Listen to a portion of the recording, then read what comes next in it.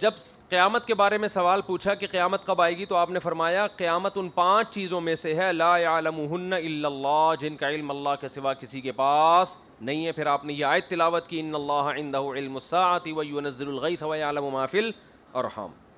تو یہ الفاظ بھی ہیں.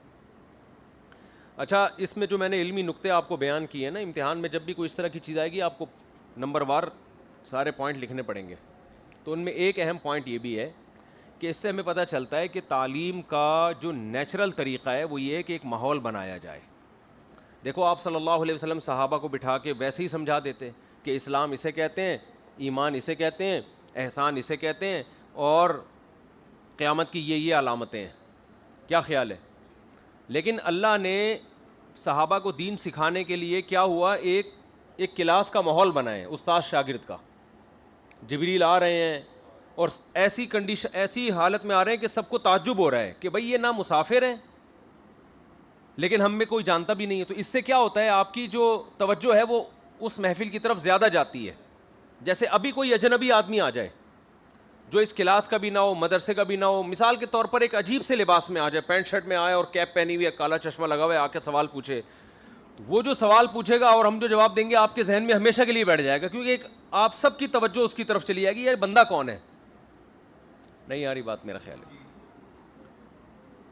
تو یہ جو اللہ نے سکھانے کے لیے حضرت جبریل کو بھیجا، وہ آپ کے سامنے آ کے طالب علم کی حیثیت سے بیٹھے، اس کو ایک یوں کہہ سکتے ہیں کہ آج کے دور میں جو ورک شاپس ہوتی ہے نا مختلف فنون اور ہنر سکھانے کے لیے، یہ اس کی ایک بہترین مثال ہے. یہ چھوٹی سی ایک ورک شاپ ہوئی ہے، سمجھ رہے ہو. ہم کیا کہتے ہیں کہ بس پڑھانے کا ایک ہی طریقہ ہے، بچے کو سامنے بٹھاؤ اور پڑھاتے چلے جاؤ، پڑھاتے چلے. وہ بور ہونا شروع ہوتا ہے 2-3 دن میں، پھر بھول جاتا ہے. جیسے ہمارے مدرسوں میں کیا ہوتا ہے، جب کالج سے، یونیورسٹیوں سے اور گھروں سے لڑکے آتے ہیں، شروع میں بڑا جذبہ ہوتا ہے، معلم بنیں گے، مفتی بنیں گے، دین کی خدمت کریں گے. ہم دنیا میں آئے ہی اسی لیے.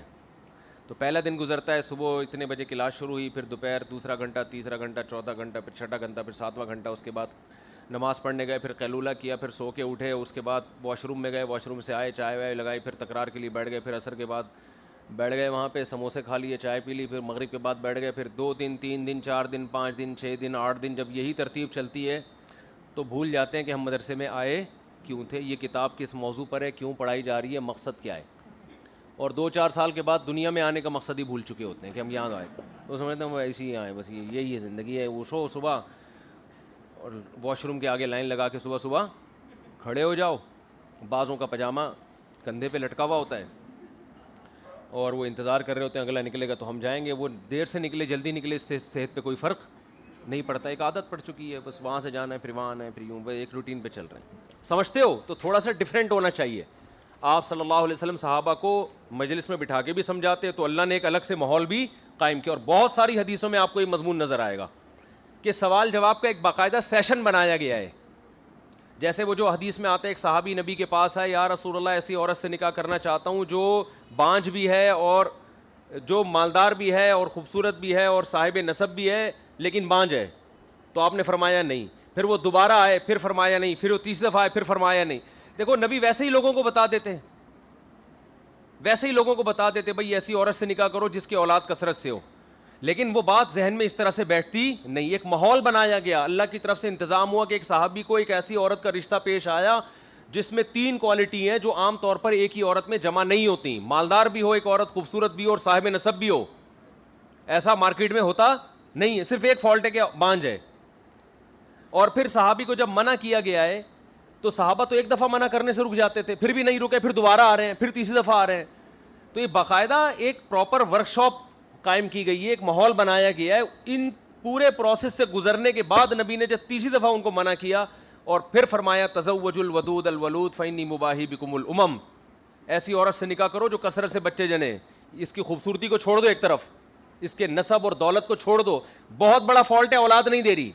تو میں تو یہ چاہتا ہوں کہ ایسی عورت سے نکاح کرو جو 1-2 نہیں، اولاد کثرت سے دے. سمجھتے ہو؟ تو یہ جو الفاظ آپ نے کہے ہیں نا آخر میں، یہ پورا جب آپ پورا منظر دیکھتے ہیں تو پھر زبان نبوت سے جو یہ الفاظ آخر میں نکلے اس کی قدر آپ کے دل میں بیٹھے گی کہ اسلام، اہل اسلام سے اولاد کی کثرت پر کتنا حریص ہے. سمجھتے ہو؟ تو یہ آپ کو دور نبوت میں ملے گا. تو اسی وجہ سے ہم کہتے ہیں کہ اسلام دین فطرت ہے. تو اس میں جو ایجوکیشن اور تعلیم کا سسٹم ہے وہ بھی کیا ہے؟ نیچرل ہے. جبکہ آج ہمارے ہاں جو ایجوکیشن کے جو سسٹم اسکولوں میں اور مختلف جگہوں پہ جو رائج ہو گئے ہیں وہ نیچرل نہیں ہے, اس میں تکلف ہے, بوریت ہے اس میں. سمجھ میں آ رہی ہے؟ چلے وہ بور ہونا شروع ہوتا ہے 2-3 دن میں, پھر بھول جاتا ہے. جیسے ہمارے مدرسوں میں کیا ہوتا ہے, جب کالج سے, یونیورسٹیوں سے اور گھروں سے لڑکے آتے ہیں, شروع میں بڑا جذبہ ہوتا ہے, ہم عالم بنیں گے, مفتی بنیں گے, دین کی خدمت کریں گے. ہم دنیا میں آئے ہی اسی لیے. تو پہلا دن گزرتا ہے, صبح اتنے بجے کلاس شروع ہوئی, پھر دوپہر دوسرا گھنٹہ, تیسرا گھنٹہ, چوتھا گھنٹہ, پھر چھٹا گھنٹہ, پھر ساتواں گھنٹہ, اس کے بعد نماز پڑھنے گئے, پھر قیلولہ کیا, پھر سو کے اٹھے, اس کے بعد واش روم میں گئے, واش روم سے آئے, چائے وائے لگائی, پھر تکرار کے لیے بیٹھ گئے, پھر عصر کے بعد بیٹھ گئے وہاں پہ, سموسے کھا لیے, چائے پی لی, پھر مغرب کے بعد بیٹھ گئے, پھر 2 دن, 3 دن, 4 دن, 5 دن, 6 دن, 8 دن. جب یہی ترتیب چلتی ہے تو بھول جاتے ہیں کہ ہم مدرسے میں آئے کیوں تھے, یہ کتاب کس موضوع پر ہے, کیوں پڑھائی جا رہی ہے, مقصد کیا ہے.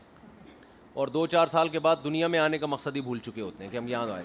تو سمجھتے ہیں وہ ایسے ہی آئے, بس یہی ہے زندگی ہے. اٹھو صبح اور واش روم کے آگے لائن لگا کے صبح کھڑے ہو جاؤ, بازوں کا پاجامہ کندھے پہ لٹکا ہوا ہوتا ہے, اور وہ انتظار کر رہے ہوتے ہیں اگلا نکلے گا تو ہم جائیں گے. وہ دیر سے نکلے جلدی نکلے, اس سے صحت پہ کوئی فرق نہیں پڑتا. ایک عادت پڑ چکی ہے, بس وہاں سے جانا ہے, پھر وہاں آنا ہے, پھر یوں, ایک روٹین پہ چل رہے ہیں. سمجھتے ہو؟ تو تھوڑا سا ڈفرینٹ ہونا چاہیے.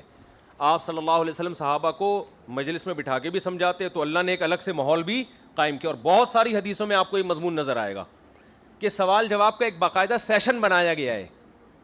جیسے وہ جو حدیث میں آتے, ایک صحابی نبی کے پاس آئے, یا رسول اللہ ایسی عورت سے نکاح کرنا چاہتا ہوں جو بانجھ بھی ہے اور جو مالدار بھی ہے اور خوبصورت بھی ہے اور صاحب نسب بھی ہے, لیکن بانجھ ہے. تو آپ نے فرمایا نہیں. پھر وہ دوبارہ آئے, پھر فرمایا نہیں. پھر وہ تیسری دفعہ آئے, پھر فرمایا نہیں. دیکھو نبی ویسے ہی لوگوں کو بتا دیتے ہیں, ویسے ہی لوگوں کو بتا دیتے بھائی ایسی عورت سے نکاح کرو جس کی اولاد کثرت سے ہو. لیکن وہ بات ذہن میں اس طرح سے بیٹھتی نہیں. ایک ماحول بنایا گیا, اللہ کی طرف سے انتظام ہوا کہ ایک صحابی کو ایک ایسی عورت کا رشتہ پیش آیا جس میں 3 کوالٹی ہیں جو عام طور پر ایک ہی عورت میں جمع نہیں ہوتی. مالدار بھی ہو ایک عورت, خوبصورت بھی ہو, اور صاحب نسب بھی ہو. ایسا مارکیٹ میں ہوتا نہیں ہے. صرف ایک فالٹ ہے کہ بانجھ ہے. اور پھر صحابی کو جب منع کیا گیا ہے تو صحابہ تو ایک دفعہ منع کرنے سے رک جاتے تھے, پھر بھی نہیں رکے, پھر دوبارہ آ رہے ہیں, پھر تیسری دفعہ آ رہے ہیں. تو یہ باقاعدہ ایک پراپر ورک شاپ قائم کی گئی ہے, ایک ماحول بنایا گیا ہے. ان پورے پروسیس سے گزرنے کے بعد نبی نے جب تیسری دفعہ ان کو منع کیا اور پھر فرمایا تزوجوا الودود الولود فانی مباہی بکم الامم, ایسی عورت سے نکاح کرو جو کثرت سے بچے جنے. اس کی خوبصورتی کو چھوڑ دو ایک طرف, اس کے نسب اور دولت کو چھوڑ دو. بہت بڑا فالٹ ہے, اولاد نہیں دے رہی.